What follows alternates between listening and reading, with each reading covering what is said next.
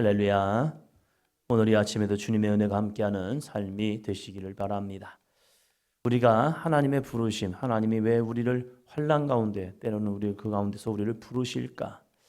환난이란 것은 우리는 안 만났으면 좋겠습니다. 고난 피했으면 좋겠습니다. 문제 없이 우리가 평탄한 길을 가면 좋겠습니다. 라고 말합니다. 그럼 우리의 인생에는 환난도 만나고 고난도 만나고 그리고 많은 역경도 만날 때가 있습니다. 그 만남을 통해서 우리가 깨닫게 되는 것은 인생이 내 마음대로 되지 않는구나.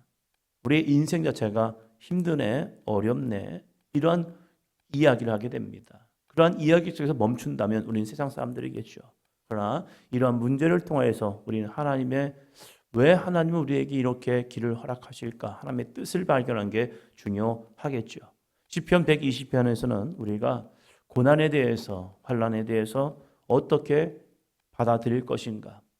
때로는 환난이 주는 유익, 문제가 주는 유익함이 있다는 겁니다. 그 유익함을 통하여서 우리의 낮아짐, 그리고 하나님을 붙드는 믿음, 이것이 되고 있다는 사실이죠. 그래서 우리가 환난을 만날 때 어떻게 할 것인가? 우리에게 이 시편에서는 우리에게 잘 보여주고 있습니다. 120편 1절입니다. 내가 환난 중에 여호와께 부르짖었더니 내게 응답하셨도다. 아멘. 환난 중에 우리가 꼭 해야 할 것, 여호와께 부르짖는 겁니다. 어떤 문제를 만났을 때 하나님을 찾는 겁니다. 그 문제를 통하여서 정말로 하나님 살아계심을 경험할 수 있는 거죠. 마태복음, 마가복음, 누가복음, 요한복음을 통하여서 예수님을 찾아온 사람들이 있죠. 예수님을 찾아온 사람들은 고민 중에 있는 사람들. 도대체 내가 어떻게 해야 영생을 얻지? 그래서 한밤중에 니고데모는 예수님을 찾아와서 그 질문을 하는 거죠. 인생의 고난을 만났고 그 고난 속에서 자신의 남편이 5명이나 이제 죽었고 지금 살고 있는 남자도 자기 남편이 아닌 이 여인, 참 비통한 여인이죠. 이스라엘 문화 속에서 수혼제를 통하여서 한 집안에 한 여자가 시집을 왔고 그 집안에 있는 남자들이 다 죽어가는 모습들, 이것을 눈으로 목도하고 사람들이 볼 때 여인에게 얼마나 많은 손가락질이 있겠습니까? 그 여인이 정말로 갈급한 마음, 그것은 육신의 목마름보다 자신의 인생에 대한 갈급함, 그 갈급함 속에서 예수님은 그 갈급함을 채워주겠다고 말씀하는 거죠. 내가 주는 물을 먹는 자마다 다시는 목마르지 아니하고 영생하도록 솟아나는 샘물을 먹으리라. 정말로 고귀한 말씀이죠. 우리는 수많은 갈급함을 가지고 살아가죠. 그 갈급함 속에서 주님이 주시는 내 안에서 샘솟듯 솟아나는 샘물을 먹는 자, 더 이상 갈급함이 아니라 그렇구나, 이것이 내가 주님을 찾는 거룩한 통로가 되었고 그 주님을 찾음을 통하여서 나는 참으로 행복한 자입니다라고 고백할 수 있는 은혜, 그것은요 예수 그리스도 안에 있는 자이지요. 그러한 인생 속에서 예수님을 만난 사람과 만나지 못한 사람의 차이가 있다는 거죠. 환난 중에 여호와께 부르짖는다는 것은 놀라운 은혜입니다. 그 은혜 속에서 하나님이 주시는 응답이 있다는 거죠. 응답이 없다면 그것은 저주의 인생이지만 응답이 있다면 그것은 하나님의 거룩한 통로, 은혜의 통로이기도 합니다. 그리고 우리가 이 응답 속에 피할 것이 있죠. 2절입니다. 이 120편 2절. 여호와여 거짓된 입술과 속이는 혀에서 내 생명을 건져 주소서. 아멘. 거짓된 입술, 속이는 혀, 얼마나 우리의 마음을 요동치게 하는데요. 주변에서 나에게 들려오는 거짓된 입술, 속이는 혀, 이것이 때로는 칭찬으로, 권면으로, 때로는 위로로 우리에게 이렇게 다가올 때가 있는 거죠. 위로하는 것 좋은 거죠. 칭찬하는 것 참 맛깔스럽습니다. 칭찬의 이야기를 들으면요 속에서 얼마나 참 기쁨이 오는데요. 위로가 나에게 얼마나 힘이 되는데요. 그런데 때로는 그러한 것들이 뭐가 됩니까? 거짓된 입술과 속이는 혀 될 수 있다는 겁니다. 어쩌면 하와에게 찾아온 이 뱀의 모습은요, 어쩌면 이 하와에게는 위로자일 수도 있습니다. 하나님 입장에서 이야기하는 것이 아니라 완전한 이 하와의 입장에서 이야기를 합니다. 하나님이 먹지 말라고 하는 이 선악과의 열매, 이것이 어쩌면 이 하와에게도 질문일 수 있을 거예요. 모든 건 다 먹어도 되는데 왜 유독 이것을 하지 말라겠지? 우리에게 영향력을 끼치는 것은요, 긍정적인 말보다 부정적인 이야기가 훨씬 더 파급 효과가 크대요. 한 번 뇌리에 딱 들어오면요, 그 뇌리에 들려온 이야기들이 우리의 마음을 굉장히 흔들어 놓는데요. 좋은 이야기가 들려지는 것보다 나쁜 이야기가 들려지면요, 그것이 우리에게 솔깃하는 그러한 인간의 본성이 있대요. 하와에게도 마찬가지였죠. 하나님의 사랑보다는 하나님이 왜 그랬을까? 이 질문을 던지는 순간 사람은 놀랍게도 생각하는 동물이기 때문에 그 질문 속에 생각을 합니다. 우리가 어떠한 질문을 받느냐가 참 중요하죠. 사도교육을 통해서 제가 질문 아닌 질문을 던질 때가 있습니다.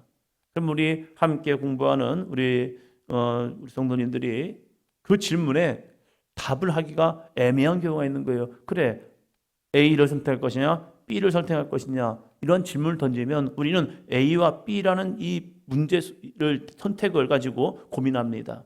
그러나 A도 아니고 B도 아니고 C를 선택해야 할 경우가 있다는 거예요. 그런데 질문이란 자체가 A랑 B랑 해서 이것이 무엇이 맞습니까? 라고 말할 때 사람은 거기에서 판단을 하게 되는 거죠. 가끔가다 수능 시험에서도 오답이 나올 때가 있죠. 이것도 아니고 저것도 아니고, 때로는 A도 맞고 B도 맞고, 그래서 1번, 2번 정답이 있는 경우도 있고, 어떤 경우는 답도 없는 경우도 있고, 그래서 좀 애매한 경우가 있는 데가 있습니다. 여기서 말하는 거짓된 입술과 속이는 혀, 이것이 완전한 거짓과 완전한 속임이라면 우리는 거기에 빠져들지 않습니다. 이건 잘못되었어 라고 말하게 되죠. 그러나 이상하게 내 마음에 참 마음에 드는 거짓된 입술, 속이는 혀가 있게 되는 거죠. 사람은 듣고 싶은 얘기가 딱 들려지면요, 아 맞아 하죠. 어쩌면 이 시대가 거짓된 입술과 속이는 혀, 이러한 모습이 있는 것 같아요. 어제도 한 사건이 있었습니다. 듣던 얘기를 보고, 아 그래, 이것이 어떻게 이 정도의 돈을 가지고 건축을 할 수 있지? 이건 참 있을 수 없는 일이야 하면서 어떠한 이야기가 들려왔어요. 그러면 들려오면 우리는 사실 확인은 되면 끝날 문제인데, 사실 확인보다는 들려오는 소문 때문에 확신을 갖는 경우가 있어요. 아 그랬대, 누가 그러더래, 아 누가 그러는데 하면서 그 이야기를 들으면 모르게, 우리도 모르게 사실에 대한 확인보다 그 사람이 던진 말이 더 확정되어 되는 경우가 있다는 거예요. 그런데 어저께 기사를 한번 찾아봤습니다. 기사를 찾아봤더니 정말로 말도 안 되는 사실이 내가 알고 있던 것이 잘못되었었네, 이거 느껴지는 거예요. 아 그렇구나, 우리의 삶에 거짓된 입술, 속이는 혀가 나도 모르게 들려와요.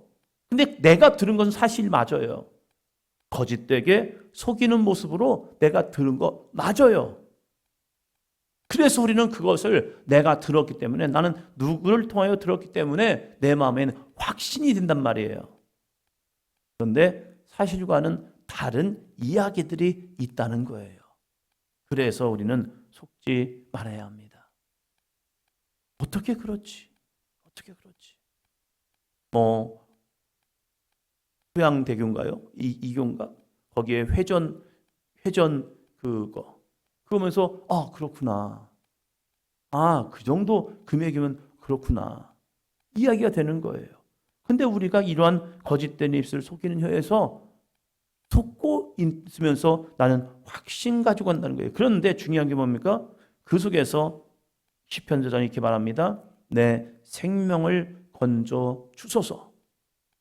내 생명을 구원하시는 것은 이 거짓된 입술, 속이는 혀에 빠지지 않는 거예요. 그러면 어떻게 합니까? 우리는 진리 안에 서 있어야 하죠. 우리가 어떠한 문제가 생기면 사실에 대한 검증을 하는 것처럼, 우리가 이 거짓된 입술과 속이는 혀에 들려오면 하나님의 거룩한 말씀 안에 들어가야 합니다. 하와가 이 뱀의 유혹에 빠지지 않는 방법은 하나밖에 없는 거죠.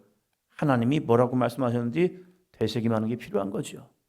내 생각에는 이게 아니라, 하나님은 아담에게 뭐라고 말씀하셨지?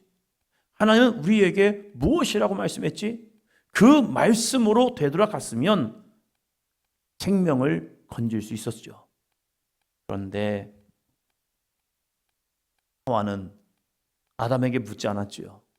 아담, 하나님이 뭐라고 말씀하셨지?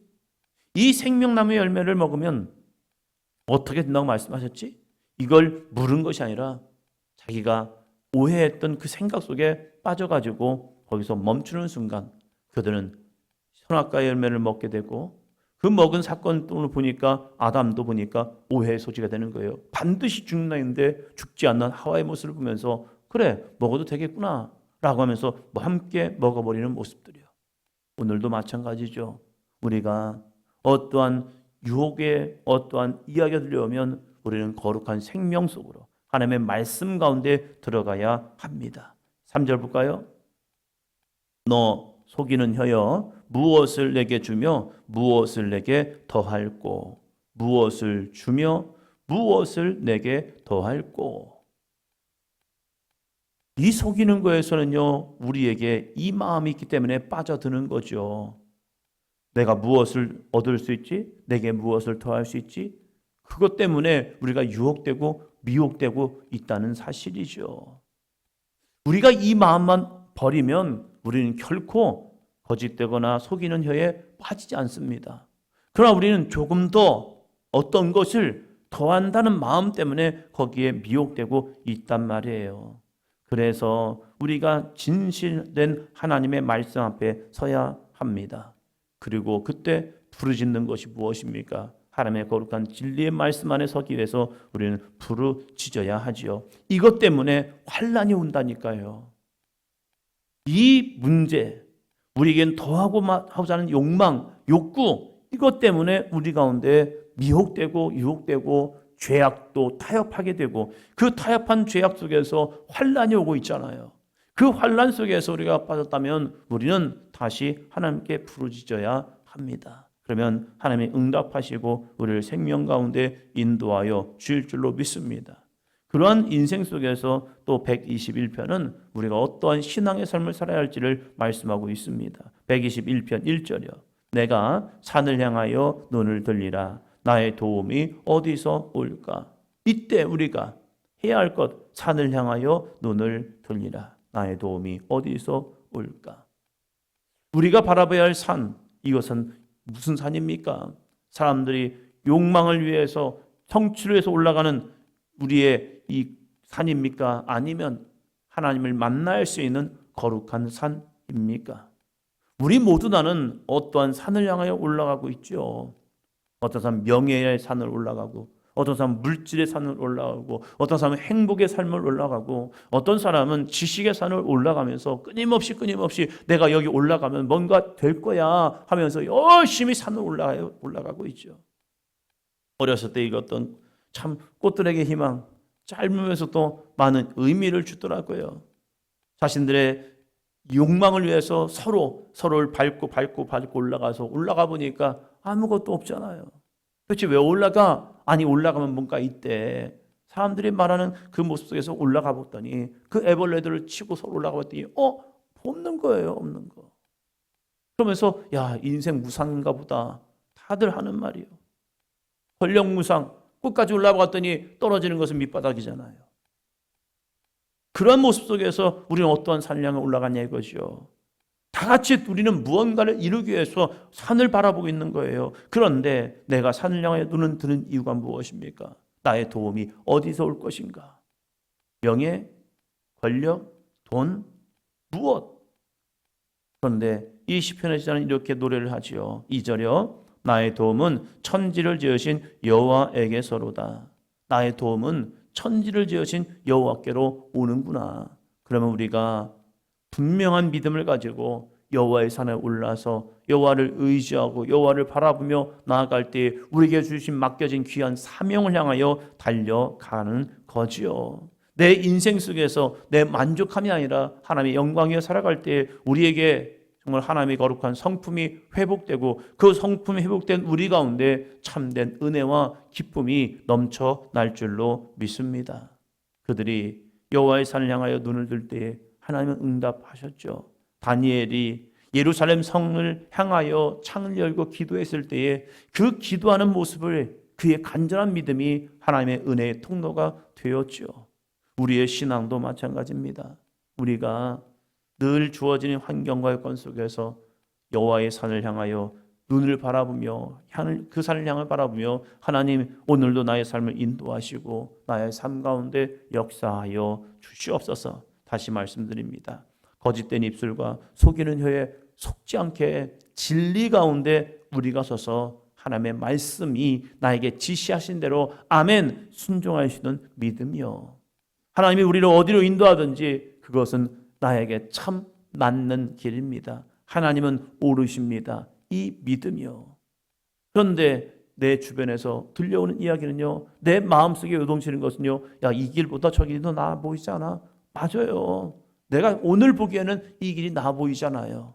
그런데 하나님은 우리보다 앞서 행하시기에 나에게 가장 은혜롭고 정말로 역사하시는 그 길을 우리에게 허락하실 줄로 믿습니다. 그 하나님을 신뢰하며 그래요, 맞아요. 내가 주님께 부르짖습니다. 주님 응답하시고 역사하여 주시옵소서. 이 믿음으로 살아가는 삶이 되기를 축원합니다.